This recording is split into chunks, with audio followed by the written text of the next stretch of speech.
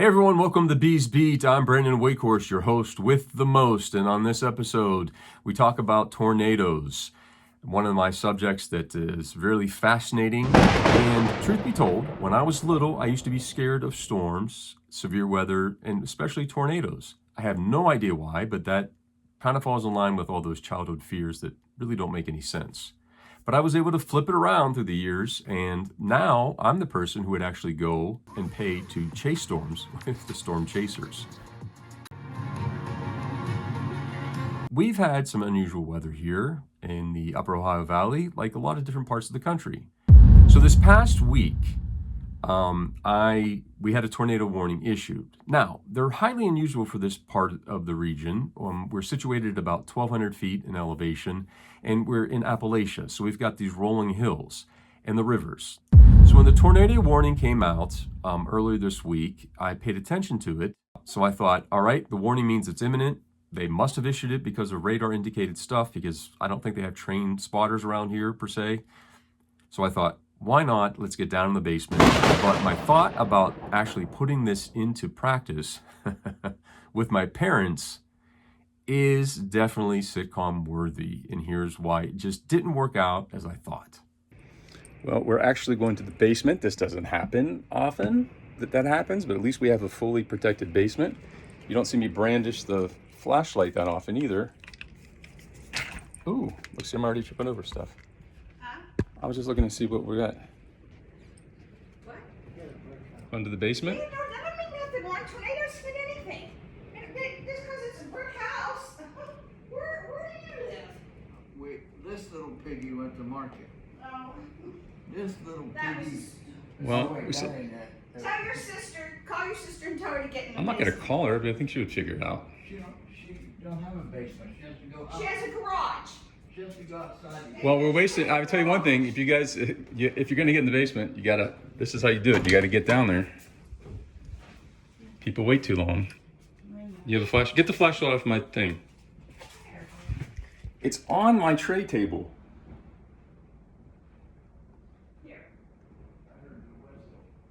Well, Well, here. usually it sounds like a freight train. And then you have me standing downstairs, and I'm like, where's everybody at? I'm just standing down here by myself. Am I going to stand down here by myself? Am I just going to stand down here by myself, or what do you... Oh, it is. Shut up. You're just such a nuisance. I'll stop acting stupid. In the meantime, there's all the Christmas decorations. And here's the remnants of two different marriages, Here, come here. just all the way back through there. Come on, Lucy. If my family were in the Midwest and had to hurry up and get down in the basement, they would fail the test completely. Like, they're baffling. I mean, I open the door, you can just hear it. But I mean, it's funny because they're more worried about the cat and worried about watching the yard. And it's just not even that, the rain's not coming down yet because it hasn't even reached us yet. But I mean, the winds were ahead of it. It was a straight line winds, 90-mile-per-hour winds ahead of the storm. It forms a bow echo on radar. This right behind me is probably why the power's out, at least up here on the hill. And you can hear the chainsaw already in the background here from some people, because this is a heavily wooded area up here. We're out in the countryside.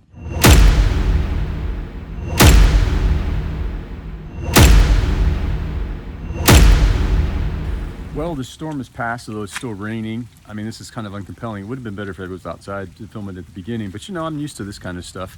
Luckily, with all the trees that are on this property and the number of dead trees there are on this property, we didn't have any trees fall on the house. You know, a lot of people don't take this kind of stuff seriously, but it could happen anywhere. I mean, I remember it happening years ago whenever I was on television. In fact, take a look at this. In an area that seems to be the hardest hit here in Ohio County. You can see behind me the trees and all the debris and dirt that's been flown into these houses here. In fact, if you look there, you can see a boat that was actually moved from where it was sitting over here in the gravel lot. The wind forced it and pushed it back against the house. That's about 20 or 30 feet. Sort of a major task. They'll also be continuing that into the weekend. One thing the city did want to let everyone know about, though, is if you don't have to be in this area of Elm Grove, don't be. The traffic has been backed up. People have been coming out here to see what this area looks like. But for the people who are here cleaning up, it's necessary to keep these roads open. Reporting live with the Ohio County Mobile Newsroom, Brendan Weghorst, News 9 Live at 5. So if I look at that and I think about that experience, and when I'm writing my series, there's definitely an episode that has to do with severe weather or just weather in general. And it's not the first time. I mean, I can think back to things that I had to study. I definitely saw it in a Mama's Family. There was an episode about a tornado, which was pretty funny. I think we better get out of here before it gets any worse. It's worse! All right, everybody, down to the Down the basement. basement! Down the basement! Hurry up! I definitely enjoyed that show. And there was one, I think, in Designing Women. I remember having to study that show. In the aftermath of the tornado which ripped through Sugarbaker's design firm, destroying inventory and a portion of the roof. Carol, we have in our studio a tornado expert. Tornadoes can tear through a city in a single afternoon and only strike one building. Well, Fred, it's highly like falling debris from an airplane. Hell, I can even tell you about how the Wizard of Oz tornado was made by MGM. Gillespie had a hard time trying to figure out how he was going to do that special effect. It cost them a fortune in their terms back in the day. They did a test of what it was like. And so I even know how that whole thing was made on a soundstage with a gantry and with, earthen material that gets blown up out of it. It worked out better than we thought. And look, it became iconic, that scene in The Wizard of Oz. Okay, that's it for tornadoes. We're on to the next subject. Episode 3 talks about supply and demand. I work for the world's largest global online retailer, and there's a pattern forming that is very disturbing, and I can see it coming. So I'll talk more about that insight and some things that I want to share with you because I care. As it relates to my videos, again, as I mentioned in episode 1, I'm not doing this for money. I'm not an influencer because I hate that term. I'm not doing this for attention. Those are all the wrong sides of self and pride and ego. I'm not about that. If you like this video, like it. If you want to follow me, follow me. If you want to share this because you thought it was just all over the place amusing, then share it with somebody. We'll see what happens because I'm doing it on all my different social media platforms. For now, in my bedroom here, instead of on the set that's being designed, I'm Brandon Weghorst. Thanks for joining me. See you next time.